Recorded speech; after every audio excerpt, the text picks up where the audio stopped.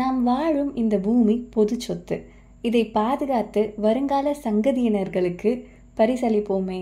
வணக்கம் நண்பர்களே, நான் உங்கள் தோழி சிவானி மூர்த்தி. இது அமிர்தம் ஆஃப் லைஃப். இன்னைக்கு நம்ம இந்த வீடியோவில் உப்பு தண்ணியில் கரையக்கூடிய நெகிழி பிளாஸ்டிக் பற்றி தான் தெரிஞ்சுக்க போகிறோம். வாங்க தெரிஞ்சுக்கலாம். நெகிழி அதாவது பிளாஸ்டிக், நம்ம அன்றாட வாழ்க்கையில் இதை நம்ம பயன்படுத்திகிட்டு இருக்கோம். அது பிளாஸ்டிக் பக்கெட், சேர், கவர், டேபிள் எல்லாத்துலேயுமே பிளாஸ்டிக் இருக்குது. நம்ம எல்லாருக்கிட்டையும் இந்த பிளாஸ்டிக் விமர்சனமானதுக்கான காரணம் இது அதிக அளவு உழைக்கும் மற்றும் திடமாகவும் இருக்கும். ஆனால் இது மக்காது. இதன் விளைவு நம்ம சுற்றுச்சூழலை பாதிச்சிட்ருக்கு. இயற்கையுடைய அழிவுக்கு இந்த பிளாஸ்டிக் ஒரு மிகப்பெரிய காரணமாகவும் இருந்துகிட்ருக்கு. இதன் காரணம் இந்த பிளாஸ்டிக்கில் உள்ள கோவலன்ட் பாண்ட் ரொம்ப ஸ்ட்ராங்காக இருக்கும். ஸோ அதனால் இதை டீக்ரேட் பண்ண முடியாது, அதாவது மக்க செய்ய முடியாது. அதனால் நம்மளுடைய இயற்கையோடு இருந்து இது நம்ம இயற்கையை அழிச்சிட்ருக்கு. இது விலங்குகளுக்கு மட்டும் இல்லாமல் மனிதர்களையும் அழிக்குது. எப்படின்னு கேட்டிங்கன்னா மைக்ரோ பிளாஸ்டிக் மூலயமா. உங்களுக்கு ஒரு வேளை மைக்ரோ பிளாஸ்டிக் பற்றி தெரியல அப்படின்னா நான் கமெண்ட்டில் மைக்ரோ பிளாஸ்டிக் பற்றின வீடியோ கொடுத்துருக்கேன், நீங்கள் அதை ஃபஸ்ட்டு பார்த்துருங்க. Back to our story. So இந்த பிளாஸ்டிக் இருக்கு இல்லையா, இது மனிதர்களுக்கு மட்டும் இல்லாமல் இயற்கைக்கும் நன்மை வகிக்கக்கூடியதாக மாற்றுறது அப்படின்ட்டு பல ஆராய்ச்சிகள் போயிட்டுருக்கு.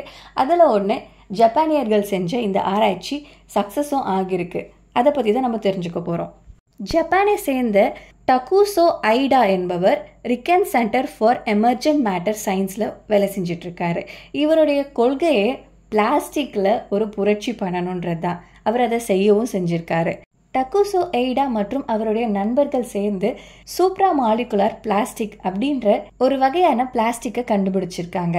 இந்த பிளாஸ்டிக் மற்ற பிளாஸ்டிக்கை போல அதிக அளவு உழைக்கக்கூடியது தான். ஆனால் இது உப்பு தண்ணியில் பட்ட உடனே உருகக்கூடியதாக இருக்குது.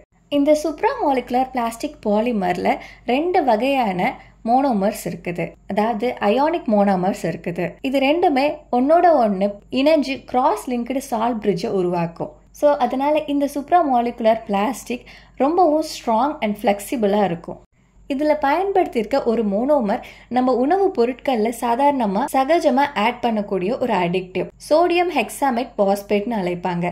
அண்ட் இன்னொன்று என்னென்னா குவானிடியம் அயன் பேஸ் மோனோமர்ஸ். இது ரெண்டுத்தையும் ஒரு சில பாக்டீரியாக்களை கொண்டு மெட்டபாலைஸ் பண்ணி அதை மீண்டும் டீசால்ட்டிங் பண்ணி இது பயோடிகிரேடபிள் ஆகுதா, இது மக்கக்கூடியதா அப்படின்றத அவங்க ஆராய்ச்சி பண்ணிட்டு இருக்காங்க. இந்த சூப்ரா மாலிகுலர் பிளாஸ்டிக்கோடைய இறுதி கட்ட தேர்ச்சி போயிட்டுருக்கு. அதாவது இது எந்த அளவுக்கு குவாலிட்டியாக இருக்குது அப்படின்றத அவங்க டெஸ்ட் பண்ணிட்டு இருக்காங்க.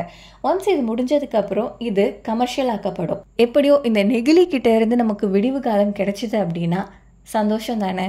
நான் உங்கள் தோழி சிவானி மூர்த்தி. இது அமிர்தம் ஆஃப் லைஃப். நன்றி, வணக்கம், வாழ்க வளமுடன், ஜெய்ஹிந்த்.